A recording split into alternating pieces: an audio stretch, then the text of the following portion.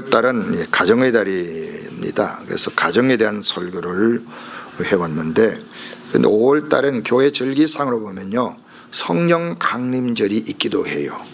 그래서 성령 강림절이 있는 5월이기도 한데, 이번에는 5번째 주가 있어가지고 성령 강림절기에 맞추어서 성령의 일들이라 하는 제목으로 말씀을 같이 나누려고 합니다.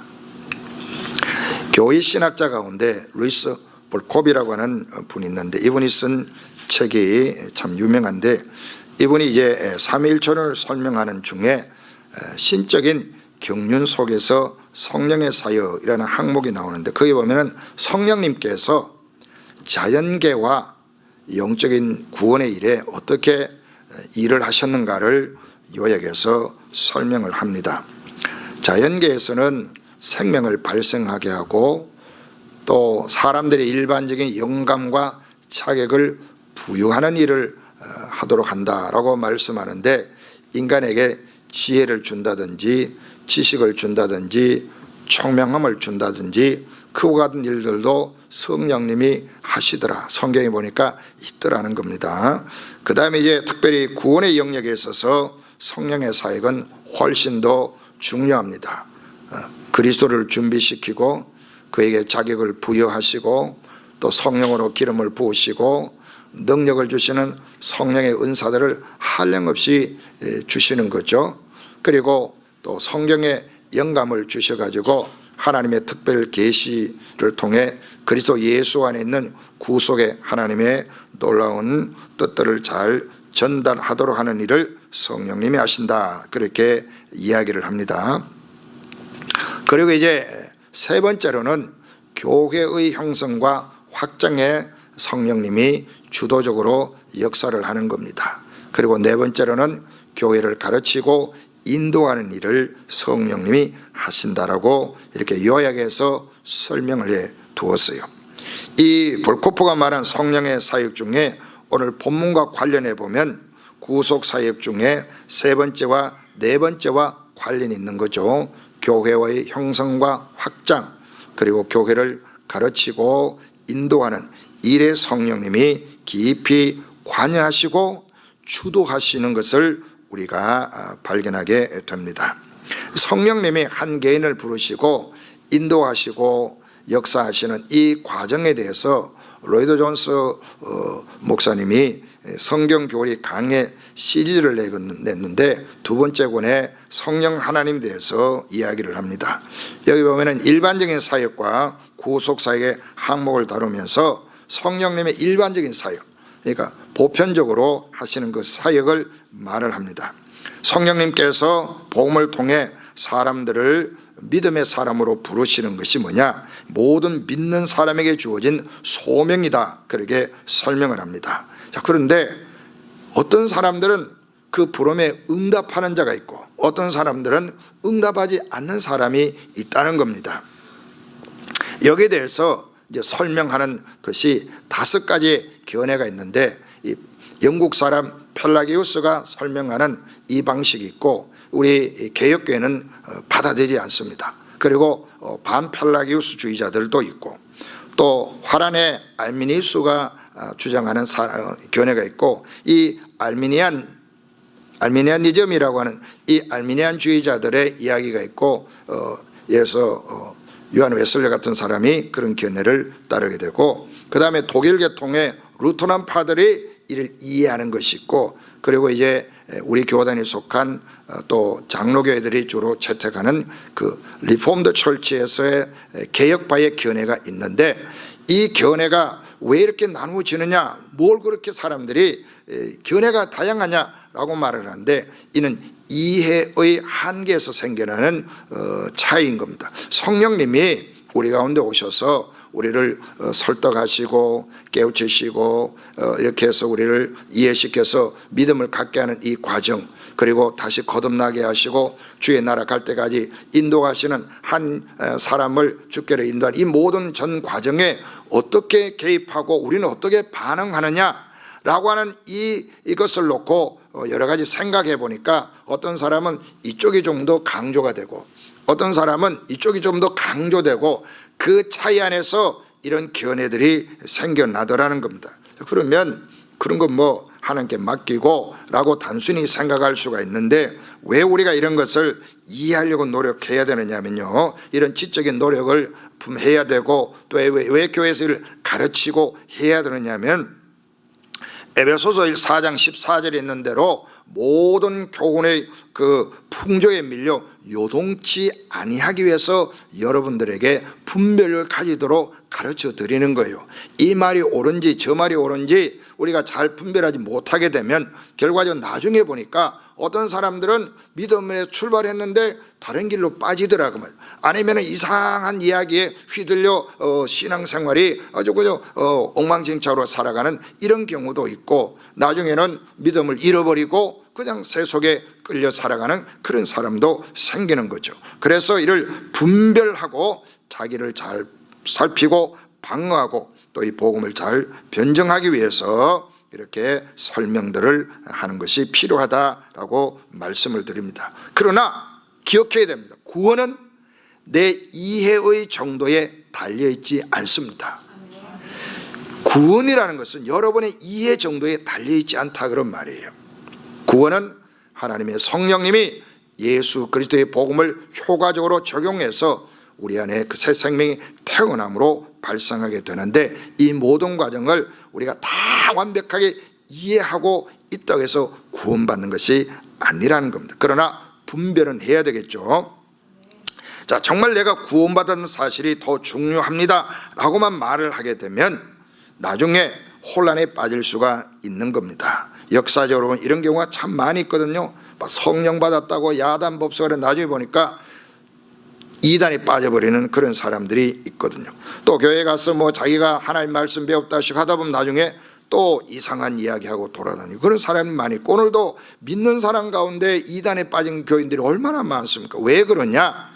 이 요동치는 이런 풍조에 밀려서 자기 귀의 스승을 따라서 자기 듣고 싶은 이야기를 듣는 거예요.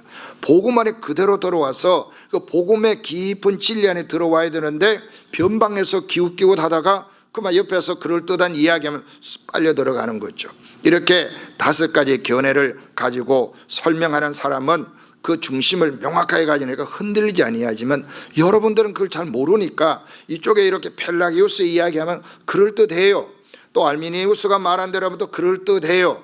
또 개혁파가 이야기하면 그럴듯해요. 그래서 그럴듯해서 무엇이 옳은지 몰라 왔다 갔다 할 수 있다. 그래서 중심을 잡고 설교자가 하나님 말씀에 명백하게 신학훈련 잘 받고 건강하게 성경을 해석해서 여러분이 잘 설명하면 여러분들은 그걸 이해를 가지고 하나님의 성령님의 감동을 따라 굳건한 믿음 위에 서가면 되는 줄로 믿습니다. 자, 오늘 본문을 보면 성령님께서 구원받지 않는 자들 속에서는 그 은혜가 효과적으로 적용이 안 되는 겁니다. 그런데 구원받을 사람들 속에는 성령님이 특별하게 역사하는 걸 보게 됩니다. 그래서 이 구원받는 순서에 대해서도 여러 가지 견해들이 있습니다. 그렇지만 이 모든 것은 성령의 일입니다. 자, 구원받는 순서를 뭘 말하냐면, 내가 예수를 믿게 되었는데 내가 어떻게 예수 믿었을까 생각해 보니까, 그때 나는 회개가 막 그렇게 일어나. 말씀을 듣는데 막 얼마나 마음이 막 회개가 일어나는지라고 하는 분이 있고, 어떤 사람들은 그 말씀을 듣는데 그 이해가 되더라고. 이상하게 이해가 돼.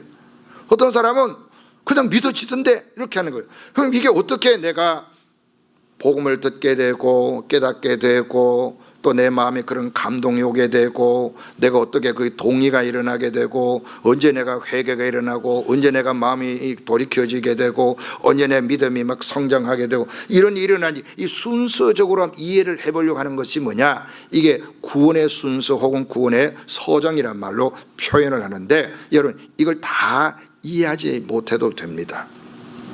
자, 왜 그러냐면요, 신학을 할 때는 이걸 다 배웁니다. 다 배운다. 나름대로 이유가 있으니까 형제들이 이런 이야기 저런 얘기 하니까 다 모아가지고 이건 이렇게 설명하고 저런 설명하고 그렇게 쭉 설명하지만 오늘 성도들이 그런 것을 우리 다 이해를 모두 여러분 다 이해하면 좋겠어요. 다 이해해서 다 여러분이 아주 뭐 성경에 능숙했으면 가장 좋겠는데 그게 안 된다 하더라도 지나치게 여러분들이 긴장할 필요는 없습니다. 왜 그러냐면요. 자, 여러분 아이가 태어났어요. 아이가 하나 태어나면 그 아이 태어남으로 그 가족들에게 큰 기쁨이 되고 위로가 되고 사랑하는 아이가 여기 태어났다, 우리 가족이 새로 생겼다, 이런 기쁨이 충만하잖아요. 그 아이 태어남이 중요한 거예요. 그런데 이 아이가 어떻게 태어났지? 과정을 설명을 해봐. 야, 네 어떻게 아이가 생겼어?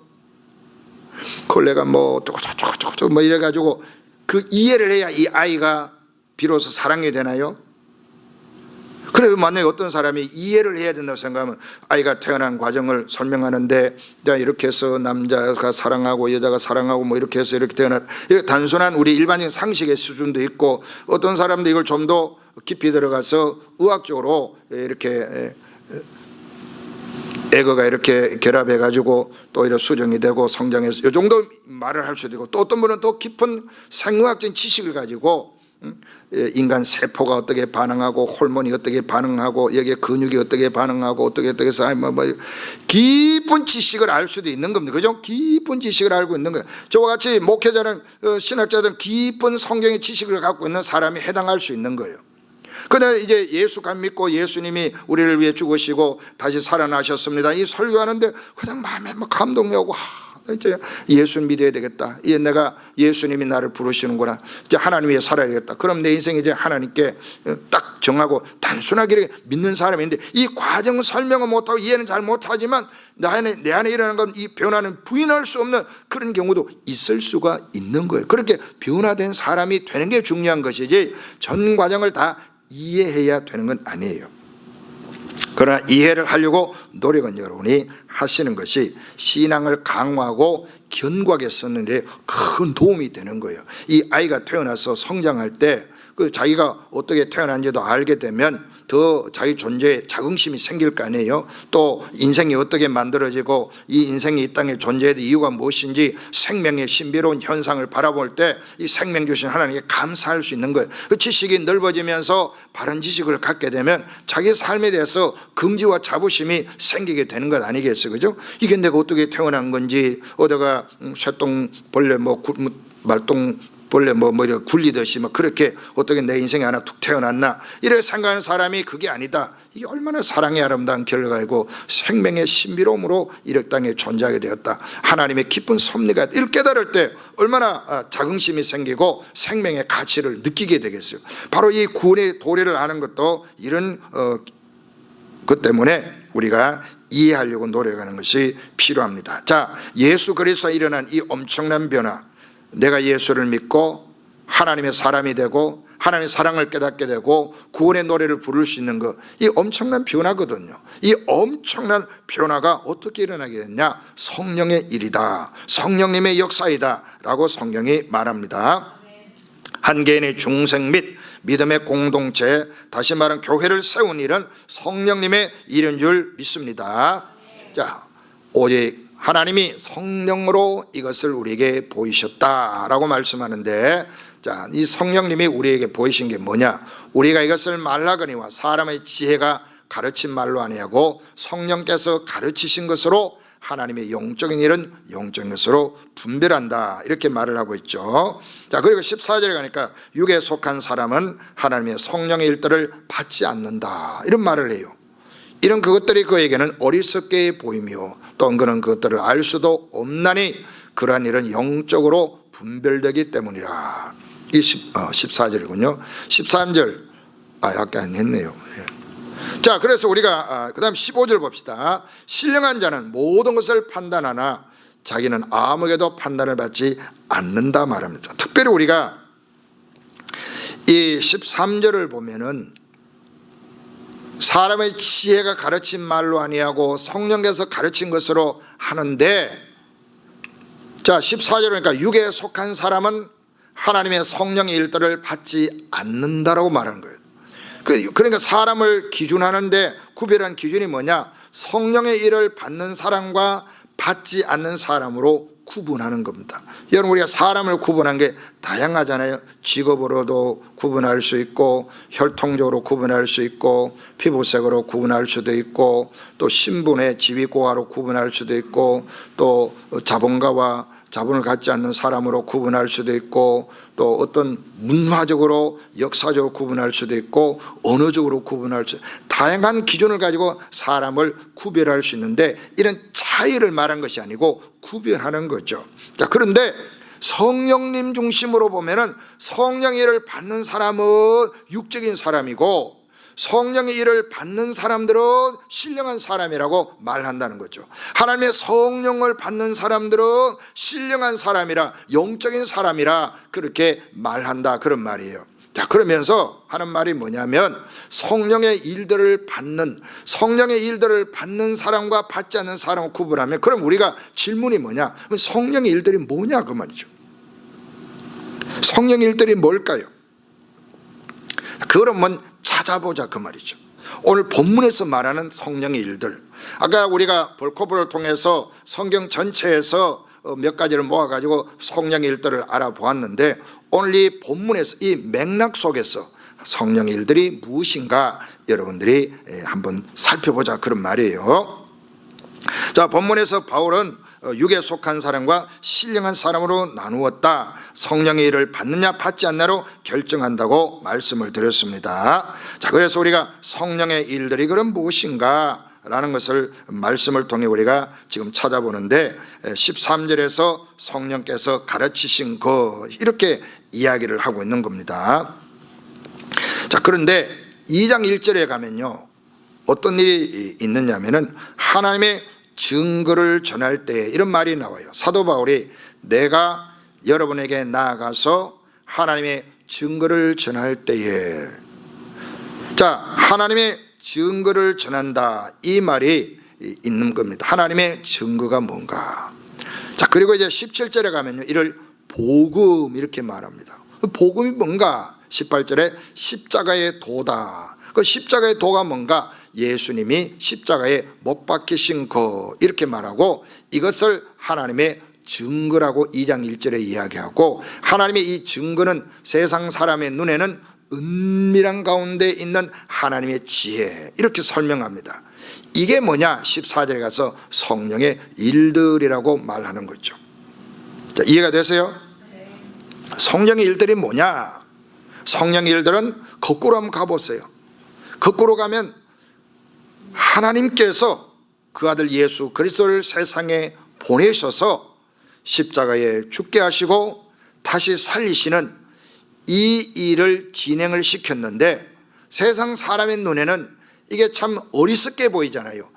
그게 뭐 세상을 변화시키는 것이냐고 그렇게 여겨질 수도 있는 방식인데, 이 방식으로 죄인을 구원한 놀라운 일들이 일어나게 되더라, 그런 말이에요.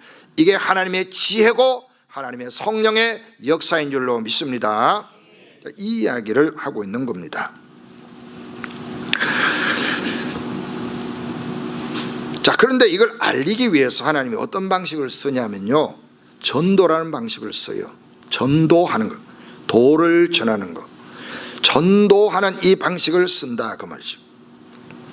여러분, 전도하는 방식이 굉장히 이게 지혜로운 것이 아니고 어리석은 겁니다. 왜? 사람을 통해 하나님의 이 지혜를 이야기하는데 우리가 얼마나 연약하고 어리석고 우리가 무슨 능력이 있습니까? 그죠? 사람이 사람을 변화시키는 거 상당히 어렵잖아요. 부모가 자식을 바꿀 수도 없고, 남편이 아내를 바꿀 수도 없고, 아내가 남편을 바꿀 수가 없어요. 바뀌어지지 않습니다. 평생 내린 결론이 뭐예요? 안 바뀐다, 그러고 생각하는 거예요. 내가 바뀌면 되는데 우리는 상대를 바꾸려고 하는데 안 바뀐다, 그러면. 그런데 누가 바꿀 수 있어요? 하나님만 할 수 있는. 하나님의 성령이 역사하니까 바뀌더라는 거죠. 절대로 항복 안 할 것 같은 사람이 항복하고 사랑해요, 잘못했어요, 이런 말을 한다니까요. 누가 그렇게 하는 거예요? 성령이 하시는 거예요. 그런데 성경을 통해 한번 봅시다. 우리 이야기 말고 성경이 뭐라고 말하는가, 어떻게 성령님 역사하는가 봅시다. 자, 이 전도의 미련한 방법을 사용하시기 위해서 예수님은요, 제자들을 준비시켰잖아요. 제자들이 준비가 되었어요. 예수님과 다니면서 예수님도 배웠지요. 경험했지요. 그들이 예수 그리스도의 죽으심과 부활의 사건에 산 증인들이 있잖아요. 야, 예수님이 죽었는데 살아났어. 우리가 눈으로 보았어.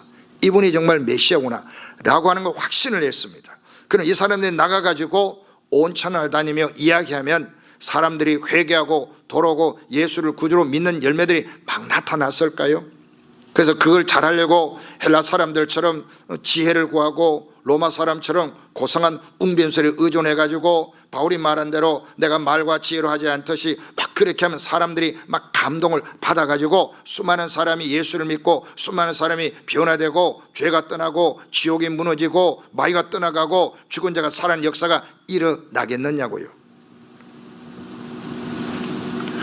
이 전도라고 하는 것은요, 사람의 지식이나 웅변술이나 용감 무쌍한 태도나 지인적인 기상이나 제자들의 어떤 연결과 단합, 이것으로 감당할 수 있는 일이라면 예수님께서 가서 너희가 할 수 있다, 가서 증인이 되어라, 보고 경험한 대로만 말하라, 그렇게 말씀을 해야 되잖아요.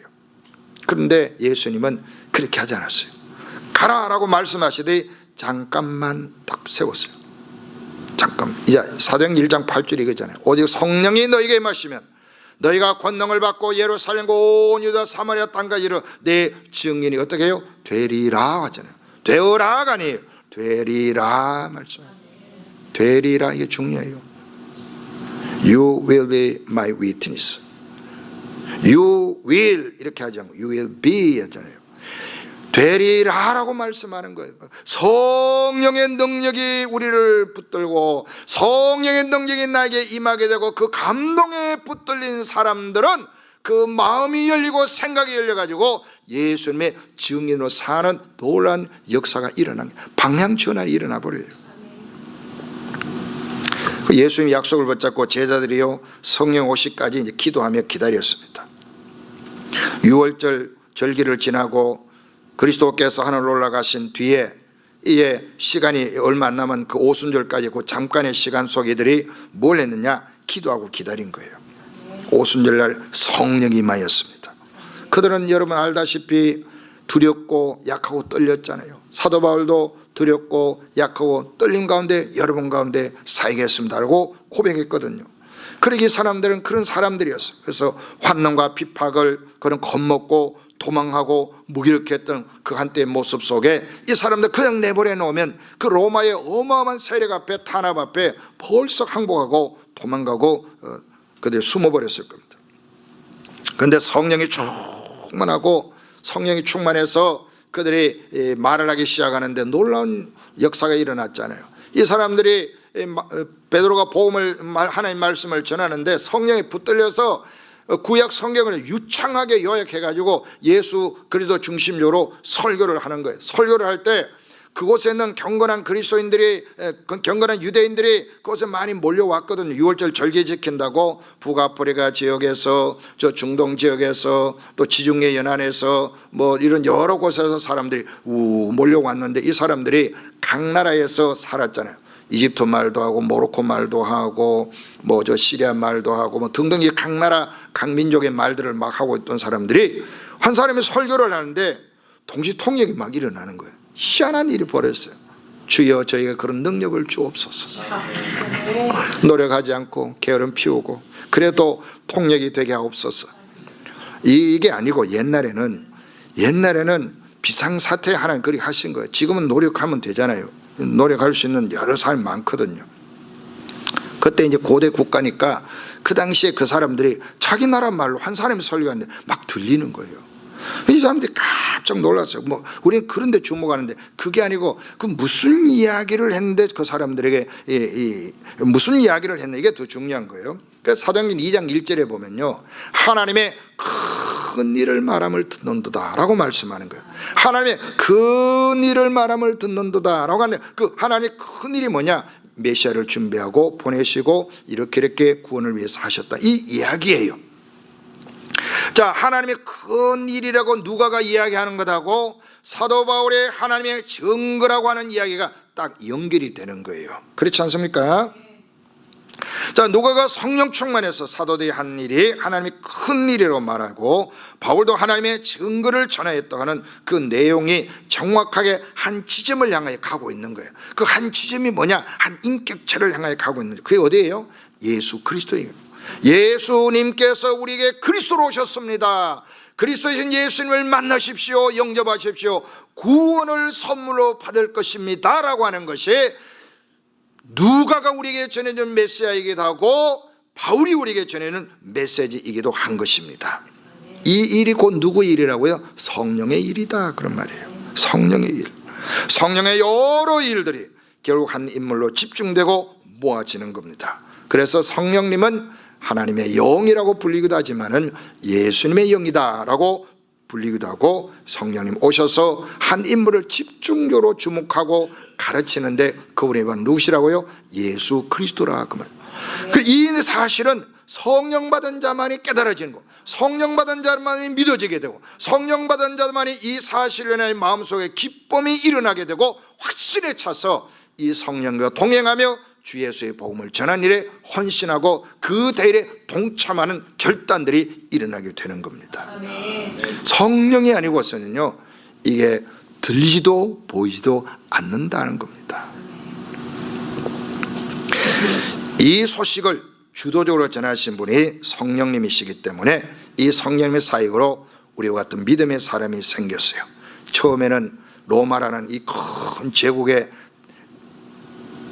로마신만 믿던 그 당시에 예수의 주되심을 전할 때에 이들은 유대교의 한 분파처럼 여김을 받고, 또 로마 입장에는 이단처럼 여김을 받았고, 얼마나 박해가 많은지 모릅니다. 너무너무 많은 박해를 받았어요. 그때 그 당시에 모였다고 막 이런 예배당을 짓고 이렇게 모인 것이 아니라 그저 믿음 가진 사람이 가정에 모이고, 가정에서 또 피박을 받으니까 동굴로 숨어 믿고, 심지어 무덤가에 가서 예배드리고, 밤중에 만나고, 들판에 만나고, 그렇게 하면서 성령님께서 주신 그 믿음의 주요 온전케 하신 예수님 바라본 그 삶을 그들은 포기하지 않고 서로 희생하고 헌신하고, 예수를 믿는다는 건 그 당시에요, 무상이 아니고 피를 흘려야 되는 때이기 때문에 예수 믿는다는 그 이야기만 하면 무조건 형제로 받아준 거예요. 무조건 자기 집에 들어오게 하고 먹이고 입히고 보살펴 준 겁니다. 요즘에는 예수 믿는 사람들이 아무나 사기칠 수 있으니까 집에 함부로 드릴 수가 없어요. 이제는 뭐 말로만, 입으로만 얘기하고, 욕으로도 얼마나 지저스 크라이스트 많이 말합니까? 까땜 하고 하나님 막 저주하고 대들고 이런 말을 막 해대는 이런 세상이기 때문에 아무리 어려운 사람이라도 분별하지 않고 집에 들였다가 곤혹을 치르면 안 되는 거죠. 자, 우리가 이런 세상 가운데 살고 있는데 그 당시 사람들은 이렇게 성령 안에서 예수를 주로 믿는 그 벅찬 삶을 살기 힘쓰고 노력해 왔던 겁니다. 그래서 교회가 세워지게 되고 점차 교회가 도처에 세워졌잖아요. 도처에. 예루살렘에서 그다음에 온 유대 지방으로, 사마리아 지방으로, 그곳에 핍박이 일어나니까 더 이제 북쪽으로 레바논 지역으로, 북아프리카 지역으로, 저 중도 심지어 동유럽으로, 또 지중해 연안으로 복음이 계속 확산돼 가고 사도들이 사방으로 흩어져서 교회를 세운 거예요. 이 사도행전에는 바울 사역 중심적으로 기록되어 있지만요, 이 사도들이 다 흩어져서 사방으로 가서 교회를 세우고 복음이 헌신하고 그렇게 살아갔어요. 그러나 바울만큼의 영향력을 끼친 그런 신학적인 영향을 끼친 인물이 아니니까 우리가 사실 간과하는 경향이 있지만은 그렇게 하나님이 그들을 쓰시고 역사를 한 거예요. 이게 다 뭡니까? 성령의 역사인 거예요. 그럼 사도들만 했겠어요? 사도들에게 복음을 들은 자들이 나가서 그렇게 전한 거다면, 그 사람들이 자기 지역에 전하고 자기 민족에게 전하고 더 멀리 이동해 가면서 전하고, 그 가운데 뭐 공주도 있고, 그 가운데 무슨 고위 관료의 자녀도 있고, 고위 관료도 있고, 심지어 말이 복음에 들어갔을 때 왕이 회개하고 온 나라가 기독교과라고 선포하는 이 아르메니아라든지 조지아라든지 이런 동유럽의 국가의 그런 권세자들이 복음 앞에 거꾸린 역사가 일어나게 되는, 그렇게 되기까지 수많은 피 흘림과 박해와 압제가 있었던 거예요. 그러나 성령님이 계속 주도적 역사하셔서 온 세상에 복음이 전해진 줄로 믿습니다.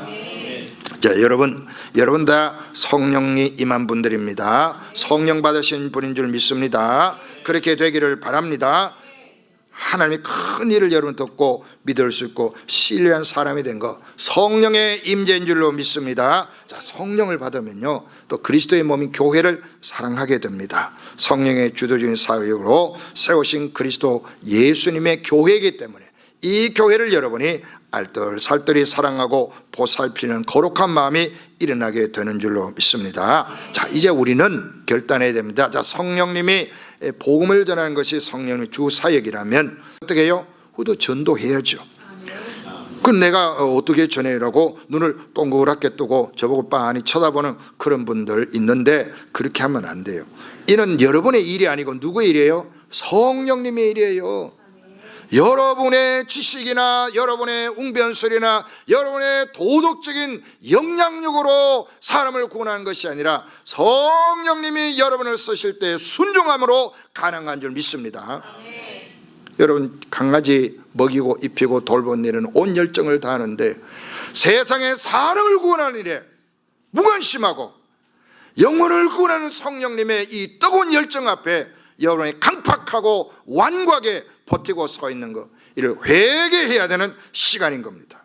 우리는 이 기쁜 소식을 즐거워야 할 뿐만 아니라 이 소식을 전하는 일에 헌신해야 할 줄로 믿습니다. 내가 어떻게 합니까? 라고 변명하지 마십시오. 누가 하는 일이에요? 성령님이 하시는 일이에요. 누가 하시는 일이에요? 성령님이 하시는 일이에요. 하나님의 능력이 역사하는 일입니다. 이 삶을 여러분이 감당하셔야 됩니다. 성령님께서 우리 가운데 오셔서 순종하는 사람들을 찾고 그들을 쓰시고 그들 가운데 하나님의 권세를 부여해 줍니다. 여러분들 주님 앞에 쓰임 받으시기를 바랍니다. 전도는요 나의 과업이 아니에요. 나의 비즈니스가 아니에요.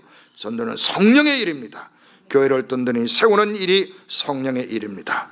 성령의 일이 나의 일이 된다면 여러분 이제 기도하십시오. 그리고 순종하십시오. 나아가십시오. 입을 여십시오. 예수님이 주라고 말하기를 시작하십시오. 하나님께서 역사할 줄로 믿습니다. 성령 받은 사람이 증인이 됩니다. 복음을 전하시는 성령님의 적극적으로 동참하시기를 바랍니다. 그리고 하늘의 복을 충만히 받으시기를 주의 이름으로 축원합니다. 기도하겠습니다.